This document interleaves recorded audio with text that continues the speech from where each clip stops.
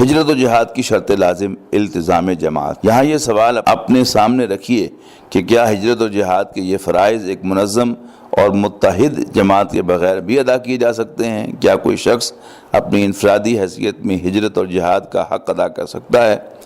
آپ اپنے نفس امارہ کے خلاف تو کشمکش تنہا رہ کر بھی کر سکتے ہیں، لیکن کیا اللہ کے دین کی اقامت اس طرح ممکن ہے؟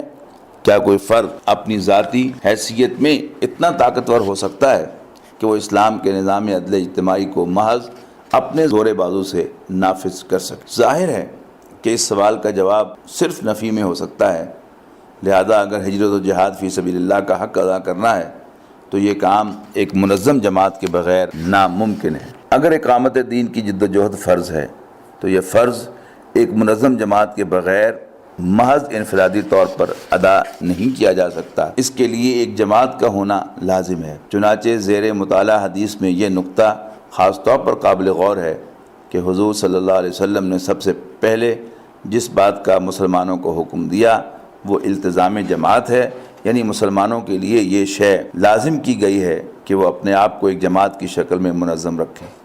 یہ جماعت اور اس کا نظم اس لیے مطلوب ہے کہ آخری دو فرائض یعنی ہجرت و جہاد فی سبیل اللہ کو کما حقہ ادا کیا جا سکے۔ اس نقطے کی وضاحت کے لیے میں چاہوں گا کہ آپ کے سامنے چند اور احادیث بھی آ جائیں جن میں جماعت کی اہمیت کو واضح کیا گیا ہے۔ امام ترمذی رحمہ اللہ بیان کرتے ہیں کہ حضرت عمر بن خطاب رضی اللہ تعالیٰ عنہ نے روایت کیا ہے کہ رسول اللہ صلی اللہ علیہ وسلم نے فرمایا، علیکم بالجماعہ وإیاکم والفرقہ فإن الشیطان مع الواحد وہو من الاثنین ابعد۔ تم پر جماعت کی شکل میں رہنا فرض ہے اور تم تنہا مت رہو، اس لیے کہ اکیلے شخص کا ساتھی شیطان بن جاتا ہے، لیکن اگر وہ مسلمان ساتھ رہیں تو وہ دور ہو جاتا ہے، لیکن اگر دو مسلمان ساتھ رہیں تو وہ دور ہو جاتا ہے۔ اس حدیث میں حضور صلی اللہ علیہ وسلم نے مسلمانوں کو واضح طور پر خبردار کیا ہے کہ اگر ایک مسلمان جماعت سے الگ رہتا ہے تو شیطان اسے اپنا شکار بنا لیتا ہے اور صراط مستقیم سے بھٹکا دیتا ہے۔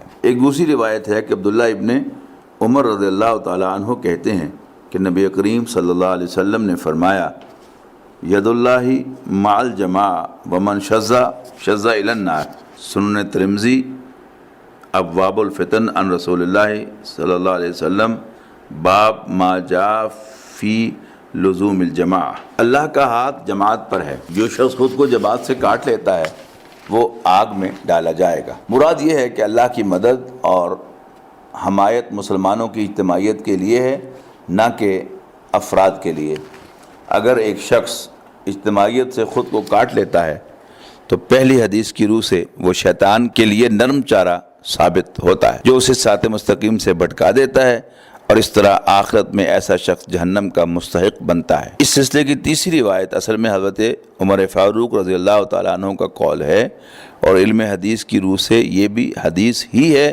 حضرت عمر رضی اللہ تعالیٰ عنہ فرماتے ہیں، انہ لا اسلام الا بالجماع ولا جماعت الا بالامارہ ولا امارۃ الا بالطاعہ۔ یہ ایک حقیقت ہے کہ جماعت کے بغیر اسلام نہیں، اور امارت کے بغیر جماعت نہیں، اور امارت کا کوئی فائدہ نہیں اگر اس کے ساتھ اطاعت نہ ہو۔ یہاں اس حدیث میں امارت سے مراد امیر کا ہونا، یعنی جماعت کا کوئی تصور امیر کے بغیر نہیں ہے۔